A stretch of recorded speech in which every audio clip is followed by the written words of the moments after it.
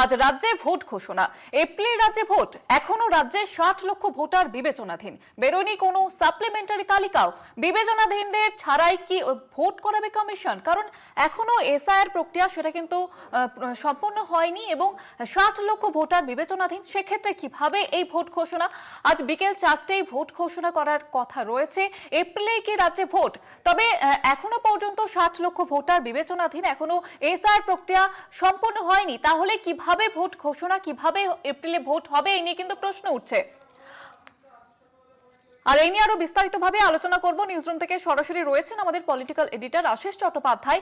আশিস দা, আজ বিকেল 4টের সময় ভোট ঘোষণা করার কথা রয়েছে, তবে এখনো পর্যন্ত এসআইআর প্রক্রিয়া সম্পন্ন হয়নি। কিভাবে ভোট ঘোষণা, কিভাবে ভোট হবে, কি বলছেন?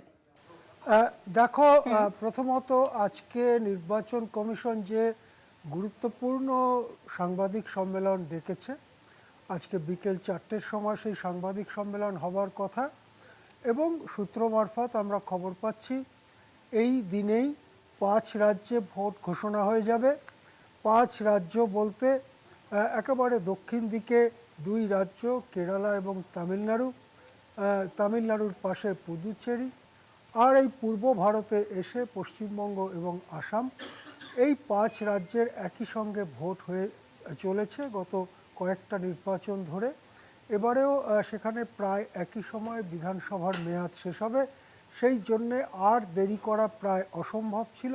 সুতরাং আজকে যে গুরুত্বপূর্ণ সাংবাদিক বৈঠক ডাকা হয়েছে তাতে ভোটের দিনক্ষণ ঘোষণা হয়ে যাবে বলে আন্দাজ করা হচ্ছে। আরও এই ব্যাপারে ধারণা পোক্ত হচ্ছে এই কারণে যে এই 5 রাজ্যেই এসআইআর পরবর্তী যে নির্বাচন কমিশনের ফুল বেঞ্চের মিটিং, অর্থাৎ নির্বাচন কমিশনার সবাই এবং পুরো প্রায় অফিস নির্বাচন সদনের, তারা রাজ্যে রাজ্যে গিয়ে মিটিং করেছেন এবং সেখানে রাজনৈতিক দলগুলোর কথাবার্তা শুনেছেন। নানান আপত্তি, সমর্থন ইত্যাদি সব মিলিয়ে তারা নিয়ে চলে গেছেন দিল্লিতে। তার কদিন পরে যেহেতু এই নির্বাচন কমিশনের সাংবাদিক সম্মেলন, সুতরাং ধরে নেওয়া হচ্ছে যে এখানে আজকে দিনক্ষণ ঘোষণা হয়ে যাবে। পশ্চিমবঙ্গেরও দিনক্ষণ সেই সঙ্গেই ঘোষণা হয়ে যাবে। পশ্চিমবঙ্গে বিধানসভার মেয়াদ, চলতি বিধানসভার মেয়াদ 7 মে পর্যন্ত। সুতরাং সব কিছু সুষ্ঠুভাবে শেষ করতে গেলে 4 মে বা 3 মে নির্বাচনের ফলাফল ঘোষণা করার দরকার। সেই দিক থেকে এপ্রিল মাসের 7-8 তারিখের থেকে বা 14-15 তারিখ থেকে ভোট গ্রহণ করা যেতে পারে। যদি আজকে দিনক্ষণ ঘোষণার সঙ্গে সঙ্গে প্রথম দফা ভোটের নোটিফিকেশনও জারি হয়, আজকে 15 তারিখ, মোটামুটি 25-26 দিন পেলেই ভোট গ্রহণের দিনটা ঠিক করা যেতে পারে। তবে 25-26 দিন ন্যূনতম পক্ষে লাগে। সেক্ষেত্রে কালকে থেকে যদি নোটিফিকেশনের ডেট শুরু হয় তাহলে এপ্রিলের 10-11 তারিখ নাগাদ প্রথম দফা ভোট করা সম্ভব। রাজ্যে যদি আগের মতোই 8 দফায় ভোট হয় তাহলে অবশ্য খুবই সমস্যার ব্যাপার, কেননা অত দিন নেই। সুতরাং মনে করা হচ্ছে যে এবারে দিনও নেই, তাছাড়া অত দফায় ভোট করা নিয়ে আপত্তিও করেছে রাজনৈতিক দলগুলি সহ অনেকেই। সেই পরিস্থিতিতে এবারে ভোট হয়তো 2 বা 3 দফায় হবে রাজ্যে, এই রকমই মনে করা হচ্ছে। সেক্ষেত্রে ভোট গ্রহণের দিন যদি 14-15 এপ্রিল থেকে শুরু হয়, 2 দিন 3 দিন বাদ দিয়ে দিয়ে যদি 3 দফায় ভোট হয় তাহলে এপ্রিল মাসের শেষ সপ্তাহে গিয়ে, চতুর্থ সপ্তাহে গিয়ে সর্বশেষ ভোট গ্রহণ হতে পারে এবং সেক্ষেত্রে এপ্রিলের একদম শেষ দিকে গিয়ে ভোট গণনার দিন এবং ফল ঘোষণার দিন হতে পারে। এখন এই সবই তো ঠিক, প্রশ্ন যেটা উঠছে যে 60 লক্ষেরও বেশি ভোটার তো এখনও বিবেচনাধীন বা অ্যাডজুডিকেশন ছাপ নিয়ে অপেক্ষা করছেন যে তারা কি ভোট দিতে পারবেন। আমরা দেখেছিলাম যে সুপ্রিম কোর্টের অর্ডার অনুযায়ী রাজ্যে এবং পরবর্তীকালে রাজ্যের বাইরের থেকেও হাইকোর্টের নিচের স্তরের যে সব আদালত আছে সেই আদালতের বিচারকরা এই সমস্ত কেসগুলো খতিয়ে দেখছেন এবং গত 10 তারিখে যখন সুপ্রিম কোর্টে মামলাটা উঠেছিল তখন সুপ্রিম কোর্টে জানানো হয়েছিল যে 10,16,000 নামের নিষ্পত্তি হয়েছে। তার মানে এখনও 50 লক্ষ নামের নিষ্পত্তি হওয়া বাকি। এটা ছিল গত 10 তারিখে।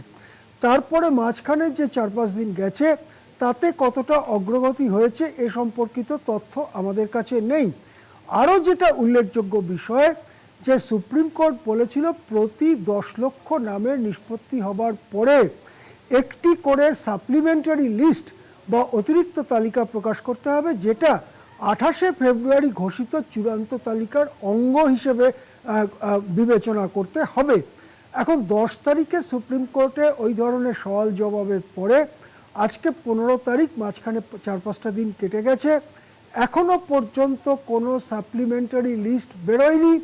আর যে 50 লক্ষ তখনও নিষ্পত্তি হয়েছিল না মার্চ মাসের 10 তারিখ পর্যন্ত, তাদের কি অবস্থা সে ব্যাপারে সম্পূর্ণ অন্ধকারে রাজ্যবাসী। একটা আশঙ্কা ক্রমেই দানা বাঁধছে যে এই যে 60 লক্ষ বিবেচনাধীন ভোটার, এর সঙ্গে আরও একটা কথা আছে যেটা বলে নেওয়া দরকার, যে সাপ্লিমেন্টারি লিস্ট বা এই 60 লক্ষ বিবেচনাধীনের ব্যাপারে যখন লিস্ট বের করা হবে দেখা যাবে হয়তো অনেক নাম বাদ গেছে।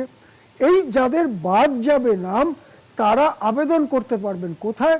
হাইকোর্টের অবসরপ্রাপ্ত বিচারপতিদের নিয়ে গঠিত হবে ট্রাইব্যুনাল, একাধিক ট্রাইব্যুনাল গঠিত হবে, জেলায় জেলায় ট্রাইব্যুনাল গঠিত হবে এবং সেখানে তারা আবেদন করতে পারবে। এই ছিল সুপ্রিম কোর্টের অর্ডার। এখন ভোট যদি আজকে ঘোষণা হয়ে যায় স্বভাবতই প্রশ্ন উঠবে যে এই 60 লক্ষ ভোটারের কি হবে? তাদেরকে কি বিবেচনাধীন রেখে এবারে ভোট দিতে দেওয়া হবে নাকি তাদেরকে বাদ দিয়েই ভোট করা হবে?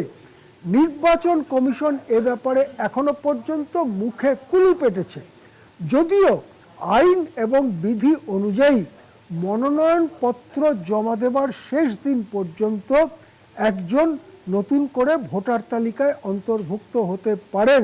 সেক্ষেত্রে আরও হয়তো 7-10টা দিন আছে, কিন্তু এ ব্যাপারে যে তৎপরতা লক্ষ্য করা উচিত ছিল সেই তৎপরতা কি দেখাচ্ছে নির্বাচন কমিশন? বিশেষ করে 10 তারিখে যখন সুপ্রিম কোর্টে জানানো হলো যে 9 মার্চ পর্যন্ত 10,16,000 নামের নিষ্পত্তি হয়ে গেছে, তাহলে সে সংক্রান্ত সাপ্লিমেন্টারি লিস্ট কেন বেরোলো না?